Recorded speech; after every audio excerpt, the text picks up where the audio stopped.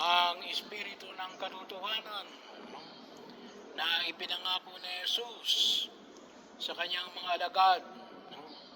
Bahagi ho na kung saan ay patuloy na ipinahayag sa atin sa araw na ito. At dalawang bagay ho, no? Una ay yung tinatawag nating maturity. No? Hindi ko alam sa Tagalog yung maturity, no? Maturidad. Ano sa Tagalog ang maturity?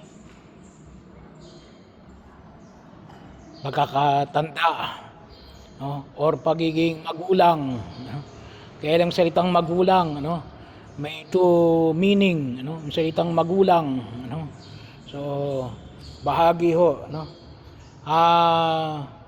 Siguro ay ito ay hindi ko naman na itanong yung yung ating dictionary, pero siguro Ellen, yung pagiging dalisay, no? Lalong naging dalisay, no? Nagmamature, no? Mas lalong nauunawaan, nagiging mas malinaw, no? So katulad ng ginto, no? So kahit na yung ore ng ginto, no? May ginto na yon, no? Kaya lamang kapag isinalang mo sa apoy, no? Naalis yung mga impurities, naiiwan na lamang yung alin, yung tunay na ginto, no? Yung hindi peke, no? Yung naalis yung mga marurumi, no? So dumadalisay, no? Bahagi ho, no, na nakikita natin, no? So ito siguro yung makita natin, ano, kasi nga, no, katulad ng bata, no, sinasabi natin, hindi mo pa maintindihan yan, bata ka pa, ano, yung physical age, ano. Yung tama nga naman, ano, mas madali mo maintindihan kasi nga kapag tumanda ka na, kasi nakita mo na, katulad halimbawa yung alin, yung kuminsan may mga bata na ang kaisipan ay kung ako yung magulang ko, ganito ako, no? Yun ang pagkaintindi nila kasi bata pa sila, no? Pero kapag sila tumanda, no, nakita nila na nagiging mature yung kanilang isip, no? Na naunawaan nila kung bakit yung kanilang mga magulang ganun yung pag-iisip, no? Hindi na yung pag-iisip ng alin, katulad ng bata, no? So, dumadalisay, no? At yung paanyaya na ipinahayag ni Jesus, ano? Sabi nga rito ay Ellen, marami pa akong gustong sabihin sa inyo, no? Pero kahit na sabihin ko sa inyo, hindi niyo maunawaan, no? Kaya kinakailangan na alin, ako'y aalis at darating ang Espiritu Santo, no? Para lalo ninyong maunawaan ang katotohanan. Lalong dadalisay ang katotohanan, ano? Bahagi ho na makita natin, ano? Lalong nagiging objective yung pagtingin natin, ano? Kasi nga bahagi na ng karanasan at biyaya ng paggabay ng Espiritu Santo, no? Kaya nagiging, kung tawagin natin, nagmamature yung kaisipan, no? Naunawaan lalo, ano, yung mga bagay na nais na ipahayag ng ating Panginoong Hesukristo, katulad ng ipinamanig ko sa Ebanghelyo, no?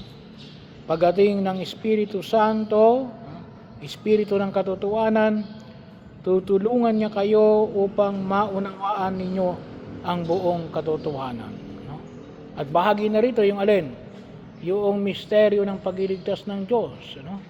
Yung kaakibat na kinakailangang, tulad ng pinamangin natin kahapon, ano? We have to trust the process, ano? Kasi nandyan yung pagdating ni Jesus, ano? At ang pagpapadala niya ng Espiritu Santo pagkatapos niyang umakyat sa langit. Pangalawa, bahagi yun ng ipinapamanik sa atin ng Poong May Kapal, no? Na sabi nga rito, iisa yung katotohanan na ipinamamanik na Jesus, no? Yung ipinahayag ng Ama, ipinahayag ni Jesus, at yung ipinahayag ng Espiritu Santo, no?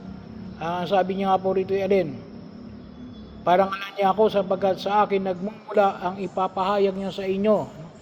Bagamat nagmamature yung pagkaunawa natin, mula rin kay Jesus, ano? Well, sabi nga natin, iisa yung Ama, Anak, at ng Espiritu Santo, ano? Pero yung katotohanan na ipinamamanik, ano, sabi nga natin, yung tinatawag nating ekonomiya ng pagliligtas ng Diyos, ano?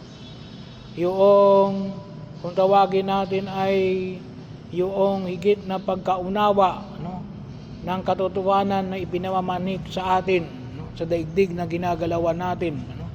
Lalong sabi nga natin ay nagiging dalisay gawa ng pagkilos ng Ama, ng Anak at ng Espiritu Santo.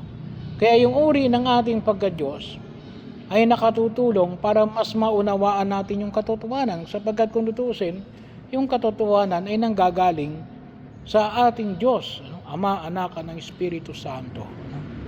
Bahagi ito ng pagkilos na kung saan ay maipamamanik natin hindi sapagkat kakulangan ng Ama, ano? Ngunit para sa atin, ano? Kasi tayo yung may kahinaan, ano? Mas naunawaan lang natin gawa ng pagtugon sa ekonomiya na ipinamanik ng Ama at ng Anak at ng Espiritu Santo. Pero sa Diyos, iisa lang yun, ano? Kasi siya yung eternal, eternal truth, ano? Walang problema sa kanya. Kaya lang sa atin, sapagkat sa atin, ano, ay kung tawagin natin, mayroong transition, ano? Sakop tayo ng physical world, ano? May mga bagay na maunawaan natin, lalong-lalo na sa mga pamamaraan na ipinamamanhik sa atin, no? Katulad ng nature, no? Katulad ng kahalagahan ng pagiging tao at ng pagkilos ng espiritu ng katotohanan, ano? So, ibig sabihin ay yun ay pagkakataon na alin na makatutulong sa atin, ano? Kasi hindi ng pamamaraan na ipinamanik na Jesus, no? So, dahil tulad ng sinabi ko, hindi gawa ng kakulangan niya, ano?